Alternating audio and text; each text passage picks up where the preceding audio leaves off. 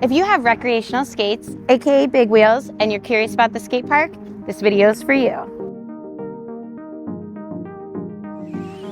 Maybe you are wondering if you can actually skate in the skate park. Maybe you're wondering what tricks you can do. Or maybe you're a beginner who just wants to go to the skate park and wondering if it's a good place to learn. This video is for you. Today, I'm gonna go beginner to advanced. I'll add timestamps in the description so you can kind of scroll to wherever meets your skill level. Before we get into anything else, I want to talk about big wheels or recreational skates. What are recreational skates? For the sake of this video, it's usually great for fitness, distance, jam skating, rink skating, trail skating, bigger wheels. So I mean like size 76 and up. Pretty much anything that isn't aggressive skates. A lot of people ask me, can I skate recreational skates in the skate park? The skate park is usually associated with aggressive skates. What are aggressive skates?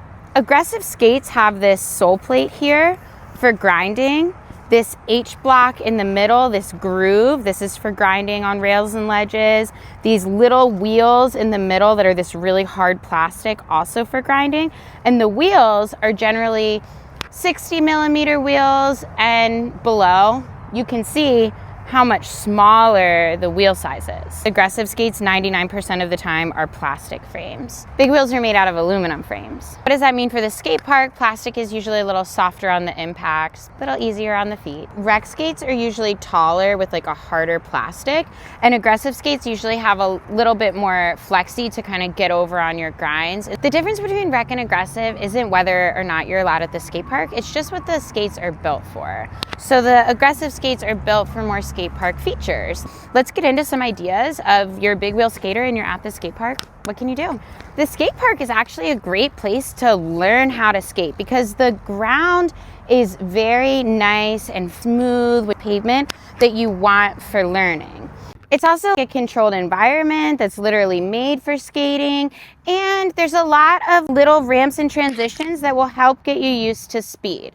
There's no cars and other obstacles that you might get out in the wild. Fun fact, I actually learned how to skate in the skate park. I did have aggressive skates when I first started learning. My first couple days, I was just learning how to skate. So had I been on big wheels, those days would have looked exactly the same. One thing to keep in mind though about learning in the skate park is you really have to know how to stop. There's other people and there's ramps and speed. It can actually be a huge hazard to yourself and other people. Right now, I'm in a completely empty park, and this park has a lot of nice flat ground that I can learn how to skate and stop on. Here's a secret. Early mornings, especially weekday mornings, that's how you're gonna get an empty park like this. It's 8 a.m. on a Wednesday morning in La Crescenta. Heaven on earth. I do have a full-length video on 10 different ways to stop for beginners, so I do recommend learning how to stop before you come into the skate park or possibly in the skate park, but pretty much the best way to stop inside of skate park is gonna be your T-stop. So skate, and then you're just gonna make a shape of a T and use the friction of your wheel to come to a stop. When I first started learning, I actually went up to another rollerblader at the park and was like, how do I stop? And he was like, you figure it out. And I did, I figured it out. And I'm sharing that with you because I want you to remember that practice is your best teacher. And one other thing about stopping, the heel brake, not so ideal in skate parks. One, it makes your skates a lot heavier. And two, it makes your frame length a lot longer. And so it's harder to maneuver. In skate parks, there's a lot of maneuvering going on, especially if you're trying to drop in with a heel brake on. That sounds terrifying.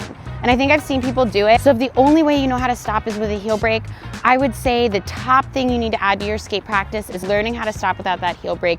Take it off before you get into the skate park. So the easiest thing for you to do on your recreational skates in the skate park, find the flat section and learn how to skate. Little steps. You're doing great. Now, you know how to skate and you're in the skate park. The next thing you're gonna learn how to do is your ramps. To go down a ramp, you're gonna bend your knees and keep your weight forward. You can even hold on to your knees. The most common way that people fall on the ramps, especially beginners, go in and then they lean back and go down backwards. So it's super important that you keep your knees bent. How bent? Really, really bent. I mean, really bent. So for round one, I'm just gonna hold on to my knees. Knees bent, keep your weight forward, find the smallest ramp. Start small. We're rolling. Woo!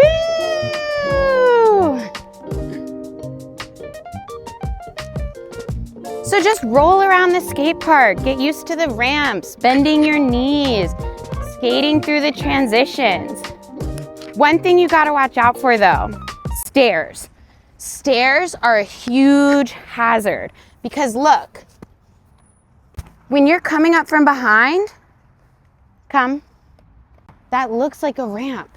But when you get closer, it's stairs. One of the worst falls I've ever had in my whole entire life on skates. I was just rolling around, enjoying the flow, and I rolled into a stair set just like this that I thought was a ramp. It was like double the size. I fell down the whole thing. I still have a scar on my elbow from it. It was awful. Skate around the park slowly and find all the weird holes and stairs.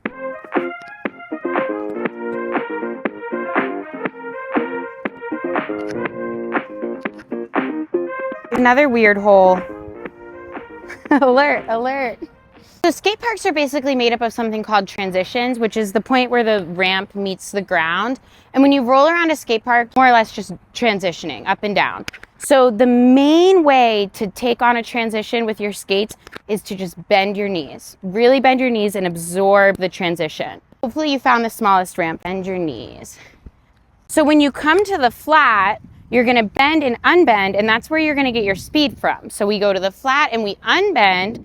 So now with this tactic, the bending and unbending, you kind of don't even need to skate. You sort of just end up rolling around just by using the transitions and the bending and unbending. And now we're on the baby steps of pumping. Some other things you could do with ramps, you could go up, look over your shoulder, bend your knees, come back down. Look, and now we're introducing backward skating. You could also just roll across the ramp. Could side step up and come down forwards. I really like this one too, because you can kind of pick your difficulty. So round one step up and go down.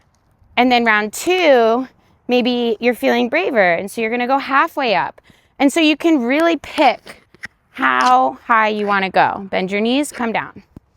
And you should have your safety equipment on, your helmet, knee pads, elbow pads, butt pads. So coming to the skate park and going up and down ramps is a good way to introduce yourself to speed and slopes and hills and set you up for safety when you go out on those big adventures in the great outdoors in your rec skates. Jumping. So this is something that I told you aggressive skates were designed for the skate park. It's because there's so many jumping opportunities, and your aggressive wheels are nice and small to really hold that stability. Today, my wheels are, well, I'm actually rockered with 80 and 76, but these are the smallest big wheels that I have. I showed you my 90s earlier. I would much rather be in my 76 and 80s over my 90s for that reason. Just know that jumping is going to get harder the bigger that your wheels get. 125s might be an ankle breaker, so I don't know if I recommend this on 125. Little baby bunny hops. You just bend your knees and you jump. You could start with just little lines, jumping side to side over the lines, or you could jump over the lines. And once that's comfy, we can make it more advanced. Ledges. Something that all skaters do at a skate park is wax. They take a big thing of wax and they wax it up because they're gonna grind it. Like, do you see how it's darker here than here? When wax is fresh, it's extremely slippery. You have to be really careful. Before you even think about jumping up on anything that could have wax, and AKA that's every feature at the skate park, put your foot on it. Do I slip out? I'm gonna start with like a 1 foot ledge roll. Just put 1 foot on and kind of get used to it. And this is a great way to test for wax too. And then maybe you can step on. And now we're doing our jumps. Introducing ledge roll. When I first started skating, ledge roll was like the first trick I learned. And I told you I learned in a skate park. And so I would just roll around the whole skate park, ledge rolling up and down on everything. And that was my practice. I'd just go to the skate park and ledge roll it up. So just really practice your jumping. And there's ledges out in the wild too, right? So this is another skill that you can use in your urban rec skating that you can practice inside of a skate park. So progressing from just your regular ledge roll is maybe a 180, a jump 180 off of the ledge. jump up. Now we're jumping off. Before you try to like 180 off a little curb like that, you gotta know how to 180 on flat ground. I have a video, learn how to 180. There's a jump 180 in there. It's 3 different ways. Jump 180. In short, you bend your knees, scissor your feet, turn the direction of your back foot, jump, and turn. And that 180 can progress even higher in your future. You could 360, 540, dream big, 720. Also, jump gaps. This skate park doesn't really have a poly-friendly gap, but there's this one. Actually, check this out, because this is ridiculous. Why would they put rocks inside? This is crazy. But this is a gap created for jumping over, and you could do this in big wheels. Go fast, jump over it. Not inside my comfort zone, might be in yours. Once you actually know where the stairs are, they make great gaps. Jumping out of ramps is how you would ramp up to a grind. Well, we're not on aggressive skates, but you know what I mean. Or ramp up into big spins, or ramp up into, again, dream big, a flip. It all starts with your first little ramps. You do need a little bit of speed in order to get the jump. So here's a really good one, because that up ramp is nice and small. You're just gonna practice bending your knees as you go up. And when you get to the top, you're gonna tuck your knees up and jump out.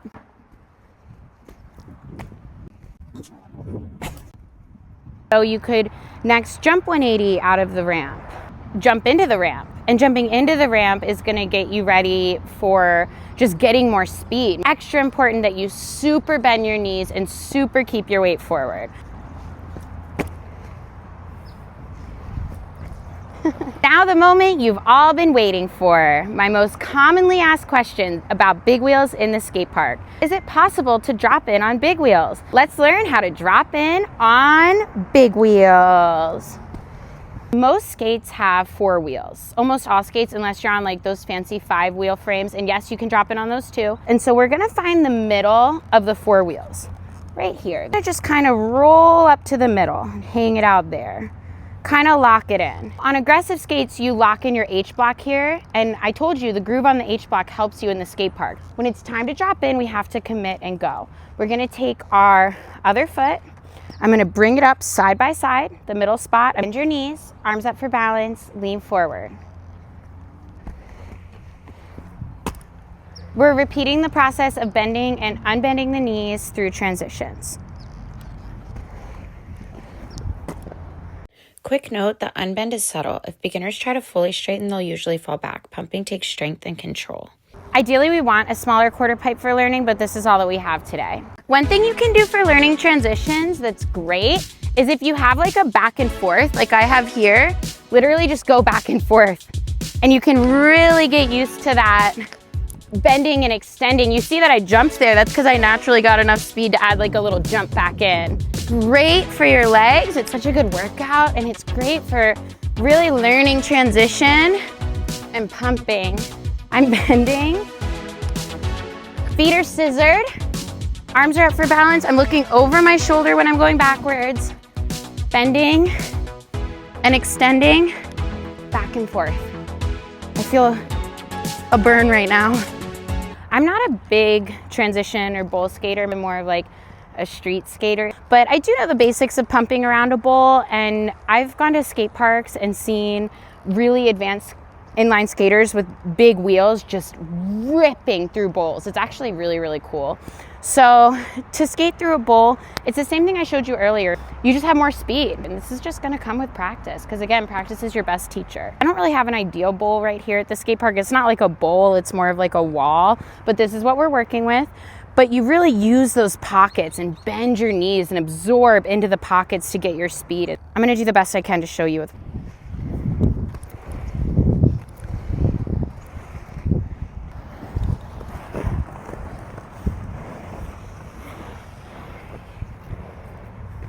Go at your own pace and do what feels best for you. Know your skill level, stay within your skill level. Don't let anybody pressure you into doing something that doesn't feel right for you, or feels too hard, or feels too uncomfortable.